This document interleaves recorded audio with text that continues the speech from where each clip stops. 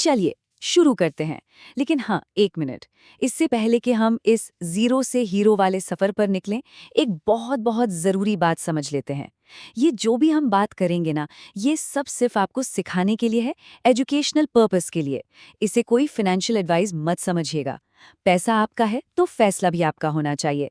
हमेशा अपनी खुद की रिसर्च करें और हो सके तो किसी फाइनेंशियल एडवाइजर से भी सलाह जरूर लें। तो चलिए अब शुरू करते हैं। आज का हमारा टॉपिक है स्टॉक मार्केट और इसमें जीरो से हीरो बनने का सफर। और ये सिर्फ कहने के लिए कोई कैची टाइटल नहीं है, सच में ये एक विश्वास है कि अगर सही नॉलेज और थोड़ा सा अनुशासन हो तो कोई भी इस रास्ते पर कामयाब हो सकता है। लेकिन सबसे पहला और शायद सबसे बड़ा सवाल, क्या ये सच में मुमकिन है? क्या एक आम इंसान जिसे शायद मार्केट की ज्यादा ABCD भी नहीं पता, वो सच में जीरो से हीरो बन सकता है? या ये बस एक सपना है जो दिखाया जाता है? तो इसका जवाब है हाँ, बिल्कुल, ये हकीकत बन सकता है। मैं जानता हूँ जैसे ही स्टॉक मार्केट का नाम आता है ना, दिमाग में क्या आता है? अरे बाप रे, बड़े बड़े मुश्किल शब्द, जार्गोन्स, और सबसे बड़ा डर, कहीं पैसा डूब गया तो, है ना? चारों तरफ कंफ्यूजन ही कंफ्यूजन। देखिए, ये डर लगना बहुत नॉर्मल है, बहुत स्वाभाविक है। और सच कहूं तो आज हमारा सबसे पहला काम इसी डर को भगाना है। तो ठीक है, डर को साइड में रखते हैं और काम की बात करते हैं। इस सफर की शुरुआत करने के लिए एक इन्वेस्टिंग टूल किट तैयार करना होगा। मतलब देखते हैं कि पहला कदम उठाने के लिए किन किन चीजों की जरूरत पड़ती है। शुरुआत करने के लिए ना आपको बस 3 तरह के अकाउंट्स चाहिए। पहला तो है सेविंग्स अकाउंट, जो हम सबके पास होता ही है। दूसरा है ट्रेडिंग अकाउंट, इससे आप शेयर्स खरीदने या बेचने का ऑर्डर प्लेस करते हैं।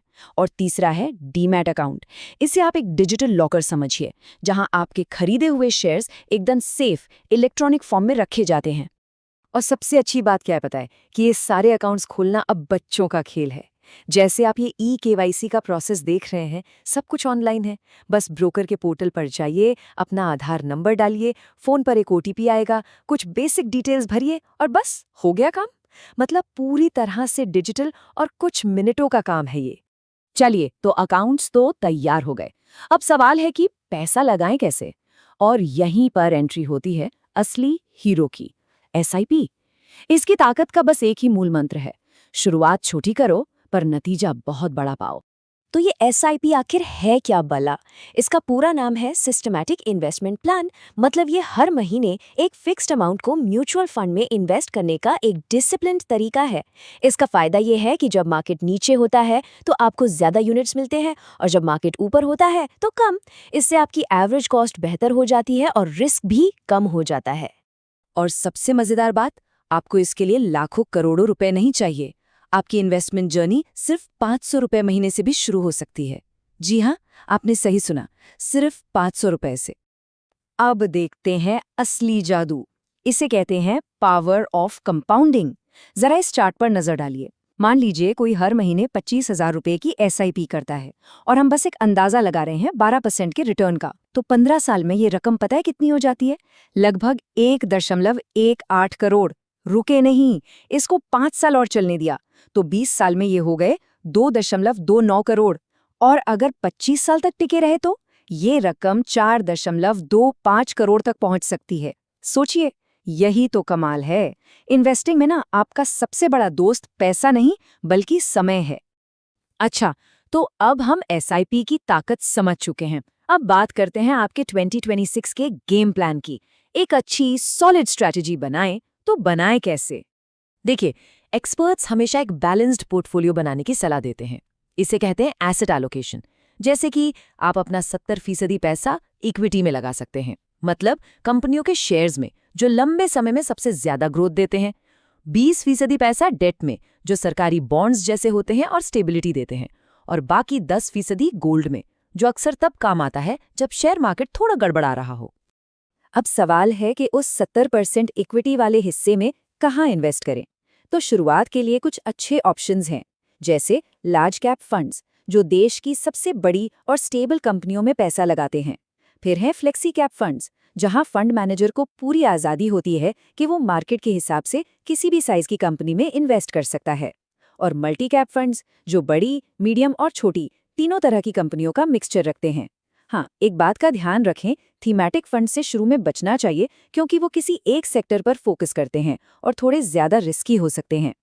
कहते हैं ना, हर हीरो की कहानी में कुछ विलन या ड्रैगन्स जरूर होते हैं। इन्वेस्टिंग की दुनिया में ये ड्रैगन्स हमारी अपनी ही गलतियां हैं। तो चलिए जरा देखते हैं कि हमें किन आम गलतियों से बचकर रहना है। ये स्लाइड एक तरह से आपकी सक्सेस चेकलिस्ट है। जो डूज में लिखा है उसे अपनाना है। अपने गोल तय करें, मार्केट गिरने पर एसआईपी बंद न करें और डिसिप्लिन्ड रहें। और जो डोंट्स में है उससे दूर भागना है।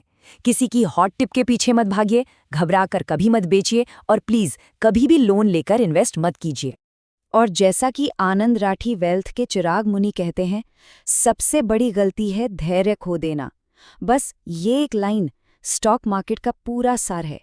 पेशेंस यानी धैर्य, यही वो सुपर पावर है जो आपको इस गेम में हीरो बनाएगी। तो अब हम अपने सफर के आखिरी और शायद सबसे एक्साइटिंग पड़ाव पर आ गए हैं।